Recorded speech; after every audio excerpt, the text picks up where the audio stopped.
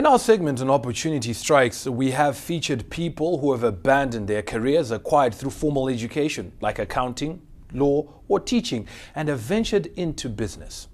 This week, we again feature another former teacher, Annette Ayamba. She's into agro-processing, and she says she's now earning 3 times more than she did when she was teaching, and she's still growing.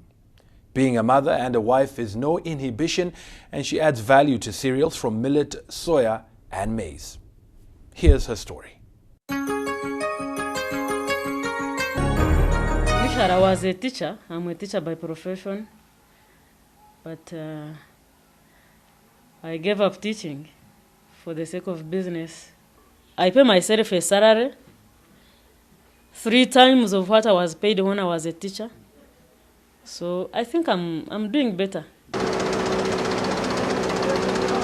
This is increasingly becoming the testimony of many who have had formal education but have shifted to entrepreneurship. Annette is also a mother of 4 and a wife. We deal in agro-processing. We process cereals like millet, maize, rice, soya, cassava, and we make it into flour. She does not grow the cereals but is at the value addition end of the chain. Some sections of the processing are done by hand, slowing down the process. This is due to the ever-present problem of capital. Most of the machines we use are locally made, locally fabricated. But then there are machines that cannot be locally fabricated, and to obtain them, they go for a higher price. Going to the bank, yeah, but still,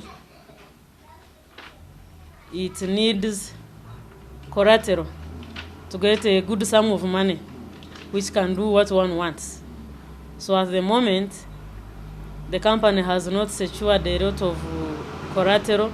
Even at the current level of the business, the turnover is between 16 to 18 million shillings a month. Now think about it. Making that kind of money doesn't involve magic. For instance, proper record management is a must. For example, every stock we receive, we have its records. Now, in case that product has a problem, then we have where to refer to and find out what caused the problem. Then for sales, purchases, those ones are for accountability. At the end of every month, I have to make financial statement.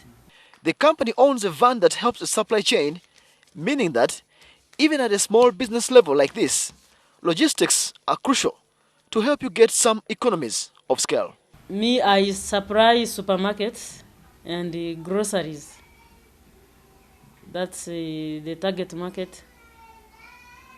And of recent, we have started exporting, but it is still small. But exporting needs a lot of paperwork. You can look for those needed papers, and it takes you some time. If you think that 18 million of turnover is sufficient, Annette and her husband have bigger plans. So far, we already have a plan of 5 years when we hope to own a factory with all the machines we want and increase on production. If successful men have women behind them, sometimes the opposite is true, and it can make or break success. My husband has always been there for me, and he does most of the computer work. When I have data to enter in the computer, he's there for me. This is a word to women entrepreneurs and others. And about capital to start business.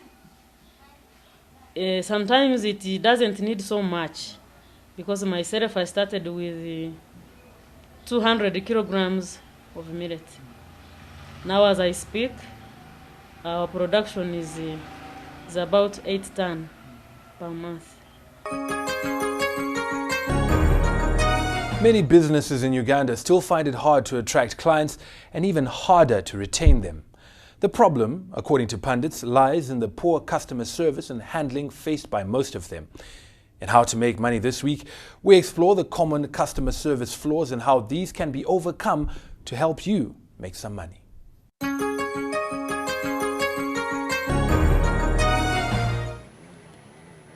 Millions of people walk into thousands of business enterprises each day to seek for or obtain ventures that is meant to enable them secure money. However, in equal measure are challenges that people face within and out of business contexts, particularly in measure of customer care. This is seen as having adverse effect on the bottom lines of many businesses in making money. Where sometimes I walk into a bank and I wonder if the tellers are actually on a go-slow strike from the speed or the lack of speed at which they are counting the money or filling out the forms or whatever it is that they have to do, but service is slow. And then even in the delivery of the service, you make an appointment with your tailor, with your carpenter, for example, you even pay them some money up front, and when the due date comes for the deliverable, it's not ready.